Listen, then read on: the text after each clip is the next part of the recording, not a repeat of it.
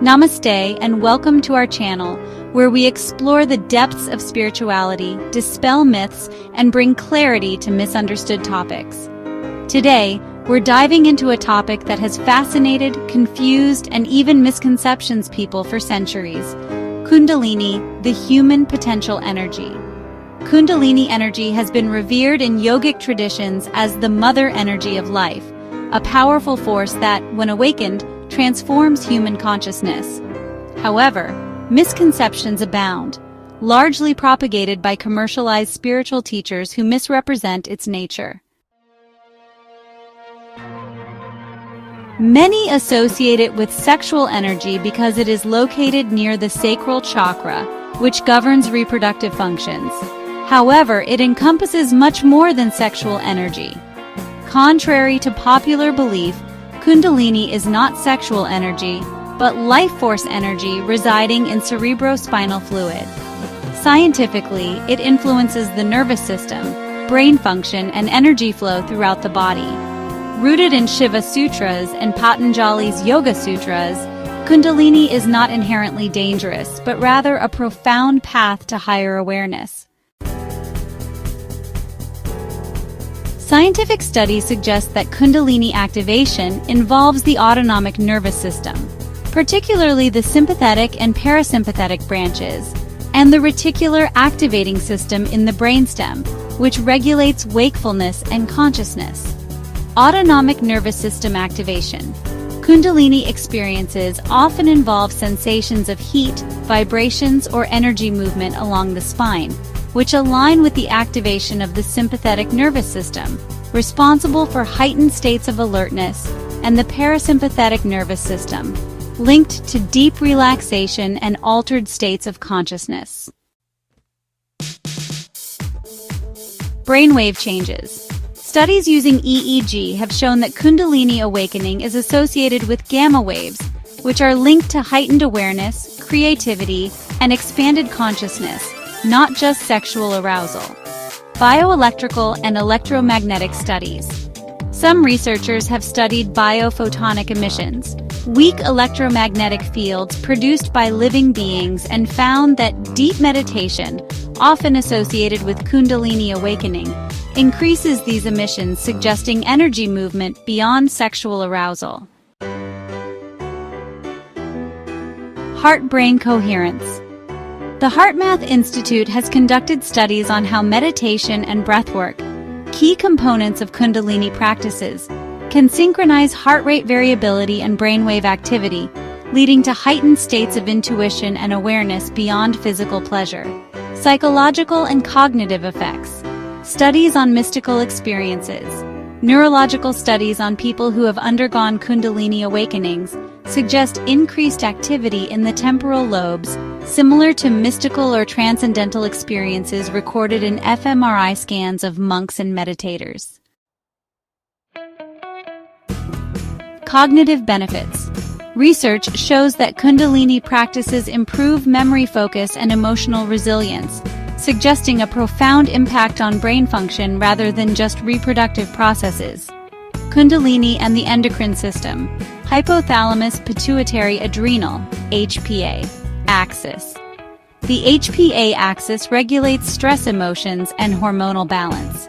Kundalini practices stimulate the pineal gland, which produces melatonin and DMT related to altered states of consciousness, and the pituitary gland, affecting dopamine and serotonin levels linked to blissful experiences. Not limited to reproductive hormones. While the sacral chakra governs sexual energy, Kundalini energy also interacts with the adrenal glands for energy release, the thyroid for metabolism and communication, and the pineal gland for spiritual awareness, proving its broader effects. Kundalini energy is often misunderstood as sexual energy, but scientific analysis and historical evidence suggest it is human potential energy stored within cerebrospinal fluid, or CSF. While it originates near the sacral region, it plays a fundamental role in brain activation, consciousness expansion, and transcendental states rather than being confined to sexual functions. Kundalini and Brahmacharya, a mental discipline, not celibacy. In yogic traditions, Brahmacharya does not mean complete sexual abstinence, but rather mental control over sexual thoughts. The goal is to redirect focus from sensory pleasure to higher awareness, preventing the mind from being trapped in lower states of consciousness. Scientific basis research suggests that habitual sexual thoughts create dopamine addiction cycles, leading to external cravings. By practicing Brahmacharya, neural pathways are rewired, enhancing creativity, focus, and spiritual insight. CSF and energy flow. Yogic practices like Aswini Mudra, Mula Bandha, and Pranayama accelerate CSF movement, nourishing the brain and activating higher consciousness centers. Historical evidence. Most rishis and yogis were married. Examples of married rishis: Maharishi Vashistha, Atri, and Agastya lived with their wives while attaining deep yogic mastery.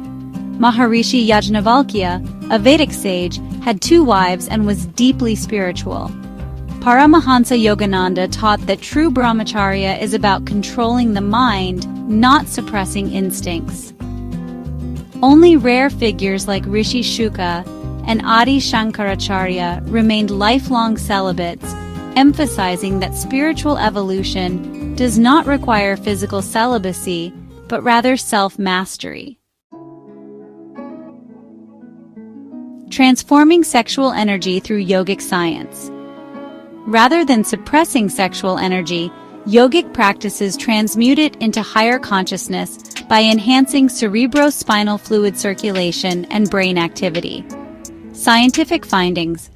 Practices like Brahmacharya, Pranayama, Kriya Yoga, and Bandhas accelerate cerebrospinal fluid movement, nourishing the pineal and pituitary glands. Meditation and deep breathing increase gamma wave activity, leading to enhanced cognition, intuition, and transcendental states. Many modern gurus claim that Kundalini awakening is destructive and difficult to control. This narrative is often used as a fear tactic to create dependency on external teachers. However, Shiva Sutras and Patanjali's Yoga Sutras do not describe Kundalini as harmful. Instead, they emphasize that gradual self-discipline leads to its harmonious awakening. As Kundalini rises through the chakras, practitioners encounter various siddhis, or psychic powers. These are often misinterpreted as supernatural abilities, but in reality, they are the result of neurological and psychological transformation.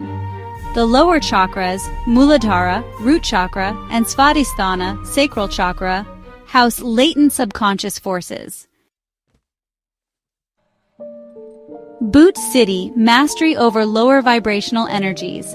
Yakshini and Yogini Siddhi, control over elemental aspects of nature. Karnapishachini Siddhi, the ability to hear subtle sounds. Are these external entities? No. These siddhis are projections of the mind, not separate beings. When properly mastered, these forces serve as tools rather than obstacles. Many modern gurus claim to open the third eye instantly, misleading people into believing that aura reading or spirit communication is enlightenment. True Ajna Chakra, or third eye awakening, results in knowing the past, present, and future, not just superficial psychic abilities. Historically, real yogis never commercialized Kundalini.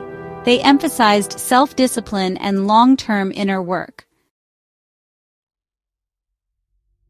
When individuals with awakened lower chakras interact, their bioelectrical fields influence others.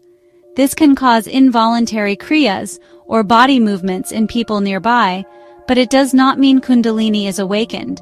It is simply energy synchronization. If Kundalini were truly activated, one would feel its effects independently, even in solitude. Additionally, Many so-called gurus use hypnotic suggestion and mass psychology to create the illusion of Kundalini activation in group settings. By inducing a trance state through repetitive chanting, rhythmic breathing, or suggestive language, they can cause people to experience temporary physical reactions that mimic Kundalini symptoms.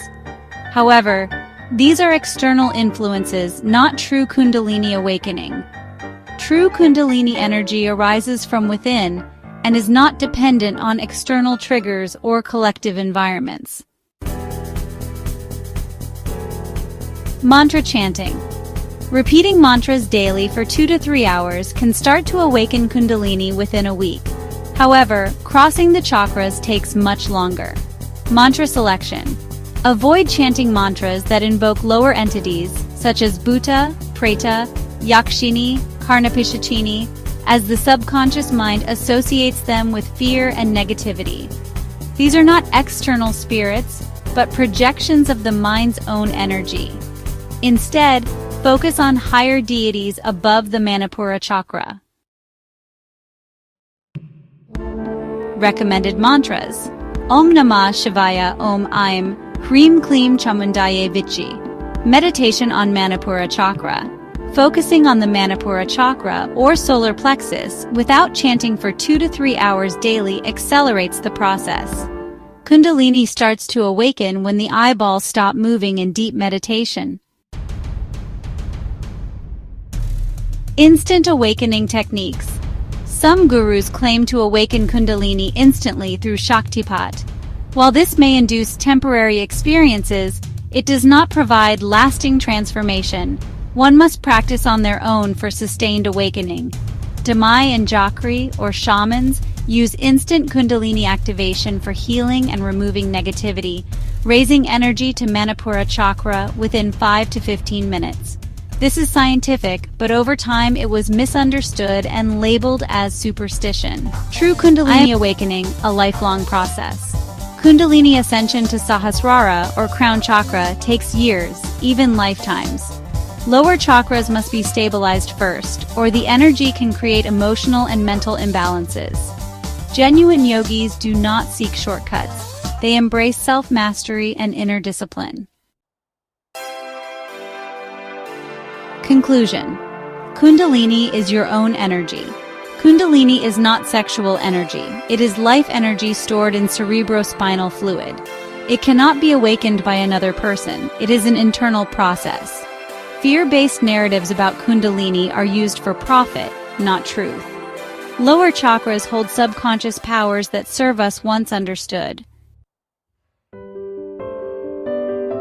External entities are mental projections, and true awakening is about mastering one's own mind. Kundalini is the greatest untapped potential of human consciousness. Awakening it is not about seeking external teachers, but about deep self-exploration, discipline, and an unwavering quest for truth.